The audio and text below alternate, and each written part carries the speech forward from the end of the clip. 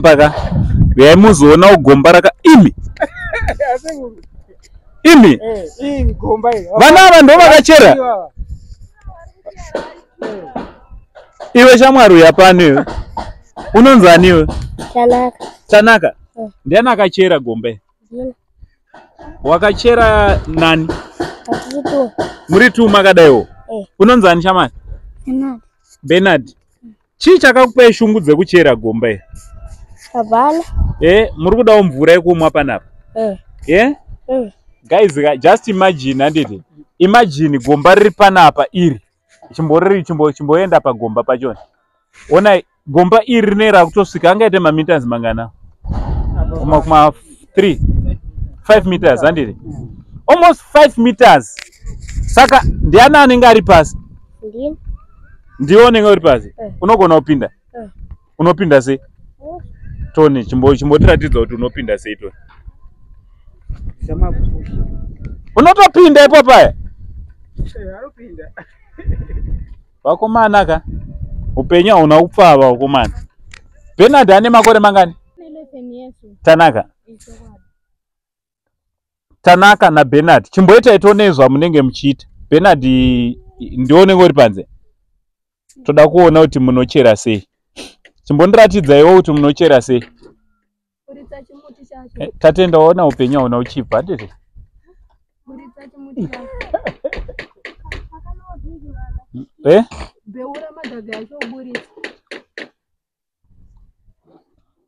Ndaizika. Upenyu hauna kupfava. Totaura kuti mwana ane 11 years newe ane 8 years. Vachera gomba iri kuita 5 meters kuti hanzi vada kuitawo mugodhi wepamba kuda kuti pamba zvireruke. Saka zvese unotochengetera mukati. Kana vakuda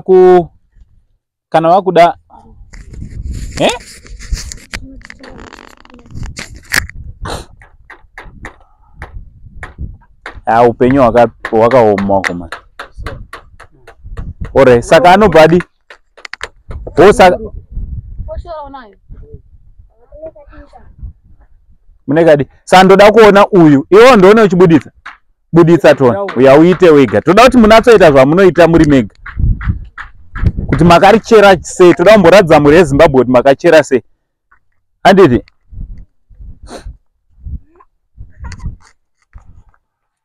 Saka uyu akuto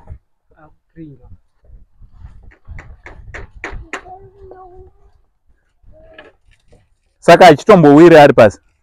Hausati wakambowirwa kusvika pa 5 meters? Donza tone madonzera unonatsoita. Guys, onai vana.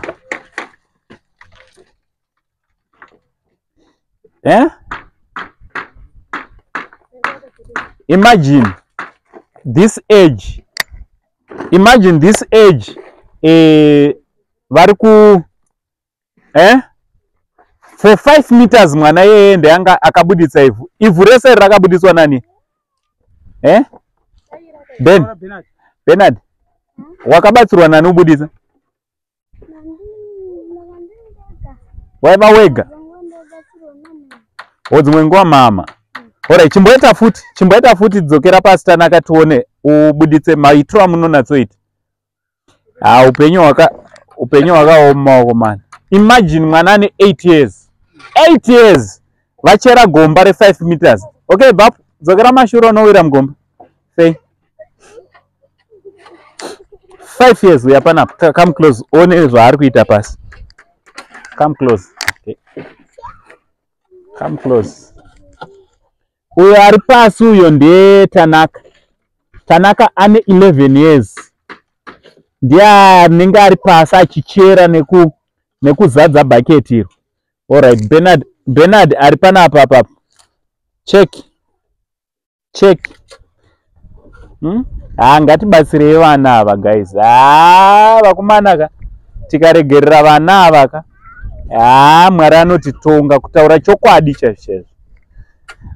Tikangosiya muri chete ka tinenge tichinyepera Mwari. Ukaona this video wobva wangodecide ungoti zvina basa. Man.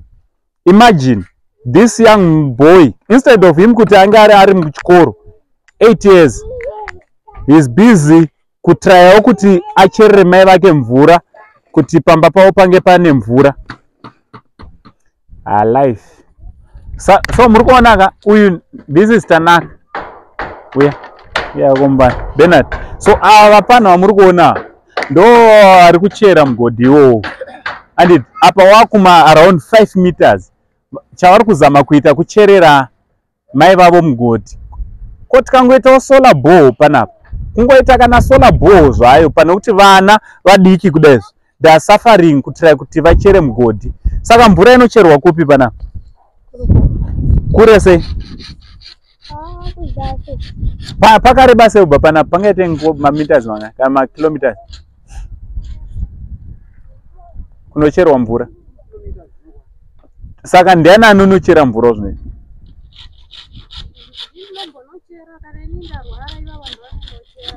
Hanzi vanoenda 2 kilometers vana ivava. Chavarwadza ka chaita kuti vazosvika pakuti takuda kuchera mugodhi 5 meters kuriska kulife yavo vana 8 years. Vega vakazvifungira. Inyaya ye 2 kilometers zavari kufamba every day kunochera mvura kurikova. It's a distance from here almost plus or minus 2 kilometers. Imagine mwana akadaiwo. And mwana akadaiwo ne ane 8 years akadaiwo kufamba 2 kilometers unochera mvura zvinorwadza nditi. But totori nevamwe vanokwanisa pamwe ndo nekambani yako yekumodrilla bore. Handifunga kuti ungarwa nelosi zvakanyanya ukangoya tikangosinga bore panapa kuitira kuti vana vange vari vanorarama upenyu hwakareruka. Pana mwana vanonyora zvisina basa kucomment section vanoti vana ava vaizozvarwa sei vana vakawanda. Aiwa vana zvipo zvinobva kuna Mwari. Anditi zvipo zvinobva kuna Mwari. So we cannot just ignore tobva tangoti ngavasafi. Vamwe vanhu tichatongwa nekuda kwemacomments edu.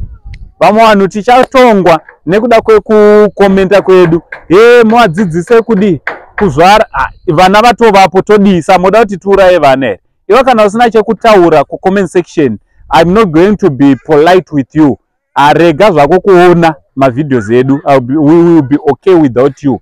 Because we don't want people who are always negative minded. This is life.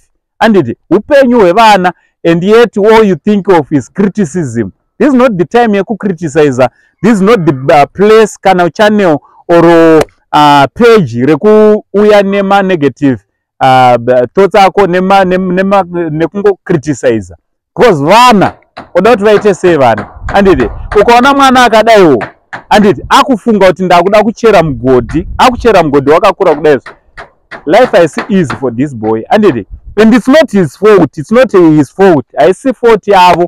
Anditi vana vakangozvarwa sekuzvarwa kwakaita iwewe, sekuzvara kwandakatongoitawo vana. Anditi vabereki vevana ava vakafa. And kana vabereki vafa, it doesn't mean kuti tinofana kungoignore totaura zvatinoda. Some of you hamusati mambofirwa nemubereki. Vamwe venyu matovawo nevana venyu, yet vabereki venyu vese varipo. You don't even know what it means kunge muri munofirwa nevabereki.